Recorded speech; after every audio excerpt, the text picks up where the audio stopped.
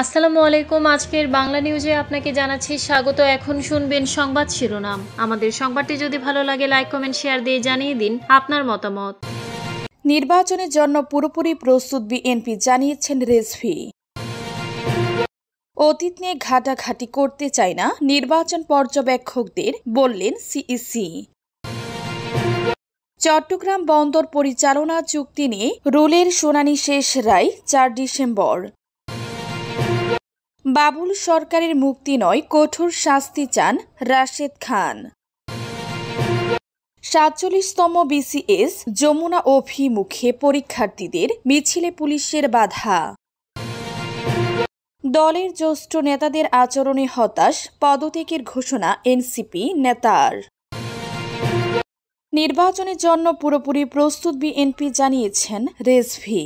বিএনপির সিনিয়র যুগ্ম মহাসচিব রুহুল কবির রেজভী বলেছেন, নির্বাচন নিয়ে দলের প্রস্তুতি চূড়ান্ত পর্যায়ে রয়েছে, আর তফসিল ঘোষণার সাথে সাথে আরও যে প্রস্তুতি নেওয়া দরকার তা নেওয়া হবে। বললেন, নির্বাচনের জন্য পুরোপুরি প্রস্তুত দল। মঙ্গলবার ২৫ নভেম্বর রাজধানীর নয়াপল্টনে কেন্দ্রীয় কার্যালয়ে সাংবাদিকদের এসব কথা বলেন তিনি।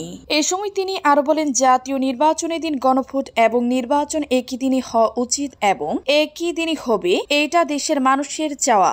ধর্মকে অতিরিক্ত ব্যবহার করা রাজনীতিতে উচিত নয়। ধর্মীয় অপব্যাখ্যা দিয়ে যারা রাজনীতি করছেন তাদের রায় জনগণ দিবে। রাজনীতিতে অতিরিক্ত ধর্মের ব্যবহার ক্ষতি বয়ে আনবে বলেও জানান তিনি। জাতীয় নাগরিক পার্টি এনসিপি প্রসঙ্গে তিনি বলেন, আজকে যারা বিরোধিতা করছে ভবিষ্যতে সেই সকল দল বিএনপির অংশ হতে পারে। অতীত নিয়ে ঘাটাঘাটি করতে চায় না নির্বাচন পর্যবেক্ষকদের, বললেন সিইসি। দেশে অতীতের বিভিন্ন নির্বাচনে যেসব নির্বাচন পর্যবেক্ষক সংস্থা কাজ করছে তাদের অতীত থেকে শিক্ষা নিয়ে সামনে এগোনোর আহ্বান জানিয়েছেন প্রধান নির্বাচন commissioner CEC AMM Nasir Uddin. তিনি বলেন, দেখলাম যে এখানে অনেক পুরনো সংস্থা আছে যারা অতীতে ইলেকশন অবজারভারের দায়িত্ব পালন করেছে। তো আমি অতীত নিয়ে ঘাটাঘাটি করতে চাই না, আমি অলওয়েজ সামনের দিকে তাকাতে চাই। অতীতে অনেক ভুল ভ্রান্তি হয়েছে, নানা কারণে এটা হতে পারে।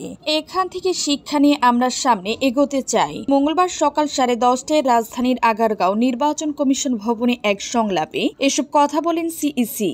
নির্বাচন কমিশন সচিবালয়ের সম্মেলন কক্ষে একাদশ জাতীয় সংসদ নির্বাচন উপলক্ষে পর্যবেক্ষক সংস্থার প্রতিনিধিদের সঙ্গে নির্বাচন কমিশন এই সংলাপের আয়োজন করে। নির্বাচন কতটা সুষ্ঠু হচ্ছে তা পর্যবেক্ষণের জন্য ইসির নিজস্ব তত্ত্বাবধায়কমূলক ব্যবস্থা আছে। তবে আগামী নির্বাচনে ইসি নিয়োগ করা পর্যবেক্ষক সংস্থাগুলোর মাধ্যমে নির্বাচনকালীন পরিস্থিতি জানতে ও বুঝতে চাই কমিশন। সিইসি বলেন, আপনাদের চোখ যদি দুষ্ট হয়, প্রপার না হয়, আমাদের ইলেকশনের দেখাটাও সঠিক হবে না।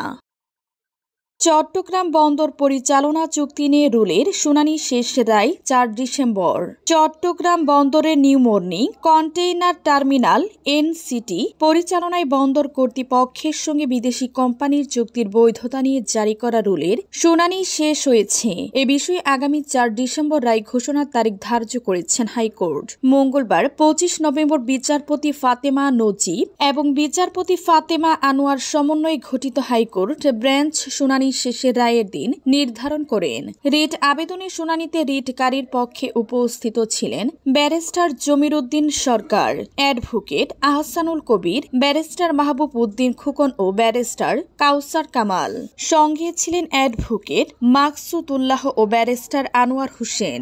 রাষ্ট্রপক্ষে শুনানি করেন অ্যাটর্নি জেনারেল মোহাম্মদ আসাদুজ্জামান এবং অতিরিক্ত অ্যাটর্নি জেনারেল অনিক আর। গত ১৩ নভেম্বর আদালতে অ্যাটর্নি জেনারেল জানান, রুলের শুনানি শেষ না হওয়া পর্যন্ত এনসিটি বিদেশিদের কাছে হস্তান্তর করা হবে না।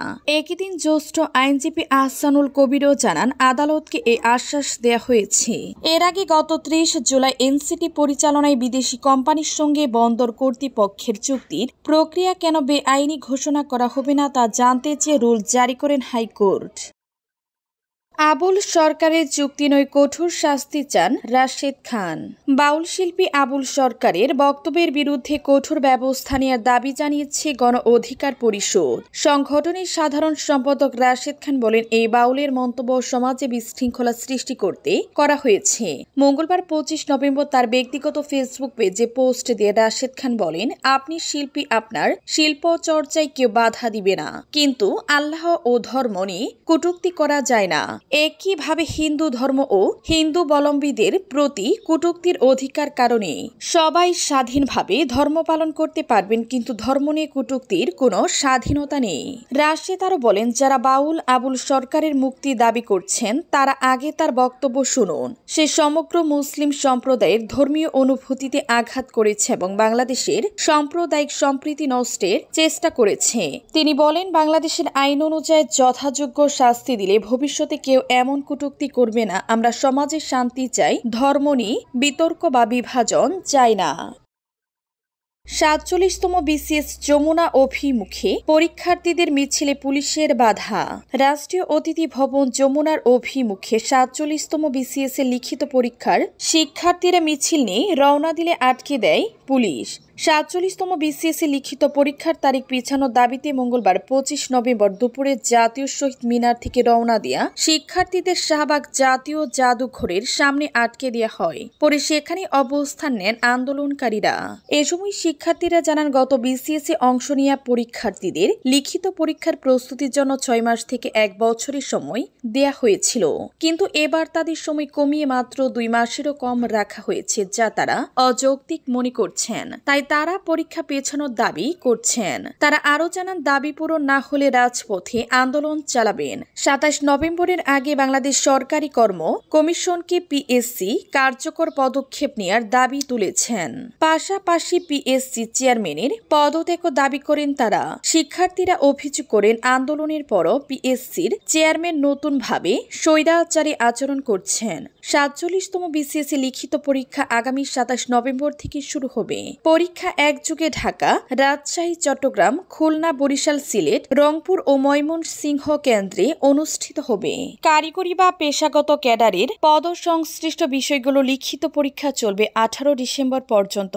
উল্লেখ্য, চলতি বছরের 19 সেপ্টেম্বর ঢাকাসহ 8টি বিভাগীয় শহরের 256টি শিক্ষা প্রতিষ্ঠানে একযোগে 47তম বিসিএস এর প্রিলিমিনারি পরীক্ষা হয়েছে।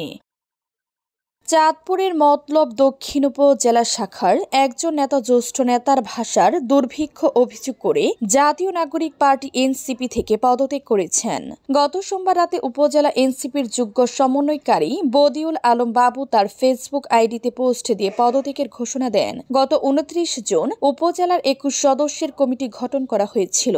অসহায় মানুষের পাশে থাকার স্বার্থে রাজনীতিতে এসেছে এবং দীর্ঘদিন মতলব দক্ষিণ উপজেলার শাখার এনসিপির যোগ্য সমন্বয়কারী হিসেবে সক্রিয় ছিলাম। শুরু থেকে দেখতে পাচ্ছি সিনিয়রদের মুখের ভাষায় দুর্ভিক্ষ দেখা দিয়েছে, যা 18 অক্টোবর 2025 তারিখের মিটিং এ জেলা সমন্বয়কারীর উপস্থিতিতে প্রতিফলনের আরেকটি দৃষ্টান্ত।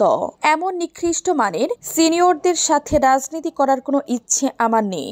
ধৈর্যের চূড়ান্ত পর্যায়ে আছি। সীমা লঙ্ঘন করলে এর জবাব দিতে হবে।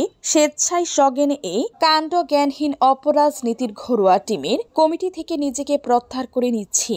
উন্নত মানসিকতা, নতুনত্ব আসলে আবার ফিরে আসবো ইনশাল্লাহ। আগামী কমিটিতে নাম লাগবে না, সক্রিয় সদস্য হয়ে থাকবো।